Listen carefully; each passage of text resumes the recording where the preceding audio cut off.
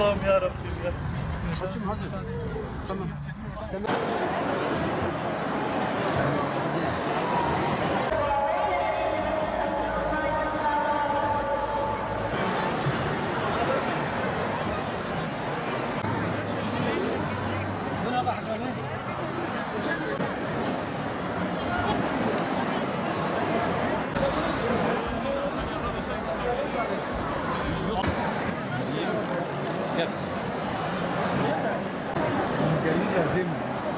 Nasıl bakacağız?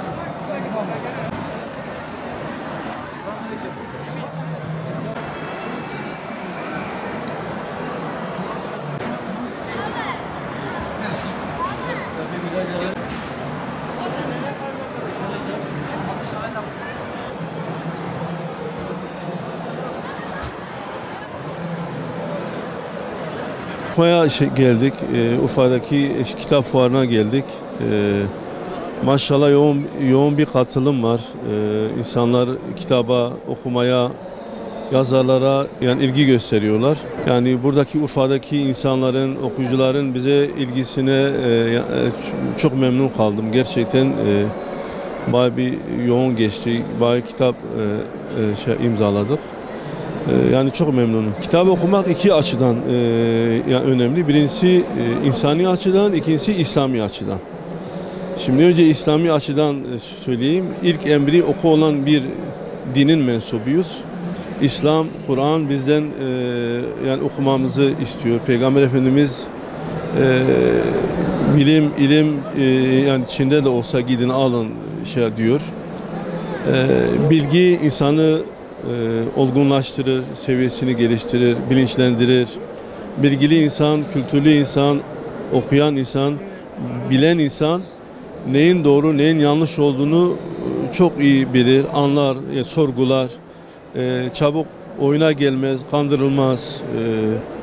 İnsani açıdan da yani dediğim gibi bilmeyen, okumayan, yazmayla, okumayla ilgisi olmayan bir toplum kesinlikle güçlü toplumlara, güçlü halklara, milletlere esir olmak zorunda kalır. Yani sanatı olmayan, edebiyatı olmayan, alimleri olmayan, aydınları olmayan, yazarları olmayan halklar diğer kültürlü, bilgili halkların esiri olur. Yani olur. Şu an mesela özellikle Müslümanlar ne yazık ki bilgiden, okumaktan, kültürden uzak oldukları için egemen batılı güçlerin sömürgesi konumundadır. Bu Müslümanlar için de bir yani ağrıdır, bir utanç vesilesidir. Çünkü Müslümanlar en az 1000 yıl dünya, bilim, ilim, sanat, edebiyat, mimarlık, kültür yapmışlar yani götürmüşler. O açıdan yani bilgi çok önemli. Okullarımızla buluşmak için buraya geldik. Maşallah Urfa halkı yani okumaya biraz meraklı sanki. Fazla rağbet ediyorlar. Okullarımızla buluşuyoruz, kitaplarımızı imzalıyoruz. Fuarın kitap satışlarına etkisi şu şekilde, muhakkak etkisi oluyor. Bu fuarların sürekli olması önemlidir. İnsanların en azından dikkatini çekiyor. Yayın evleri kendisini tanıtma imkanı buluyor. Kitaplar piyasaya çıkıyor, reklamı oluyor. Bu şekilde kitap fuarlarının okumaya ve kitabın insanlara ulaşmasında büyük bir etkisi olduğuna inanıyorum.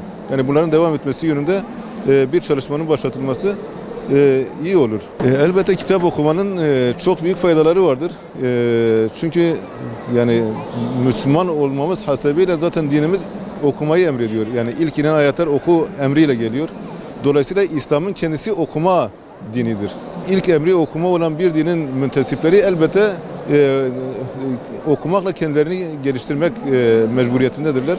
Okumayan insan hayatı tam olarak öğrenemez, hayatın yani tecrübelerinden istifade edemez. Çünkü kitaplar bir nevi geçmişin tecrübelerini günümüze aktaran veya yani günümüzde yaşanmış olan şeyleri bize aktaran eserlerdir. Yani dolayısıyla yani kitapların okumaya çok büyük etkisi vardır. Yani ki yeteri kadar kitaplar okunmuyor. Ama bu insanların suçu mu yoksa zaman mi onu bilemiyoruz. Bu büyük olasılıkla yani süreç değişti, zaman değişti, insanların ilgisi değişti. Bu dönemde insanlar daha çok görsele, daha kısa notlara, bu tür şeylere yöneliyorlar. Yani o alanlara belki daha çok girmek gerekiyor. O alanlarda insanların karşısına çıkmak gerekiyor. Yani bu anlamda insanlar yeteri kadar kitap okumuyor da insanlar eleştirilmemelidir diye düşünüyorum.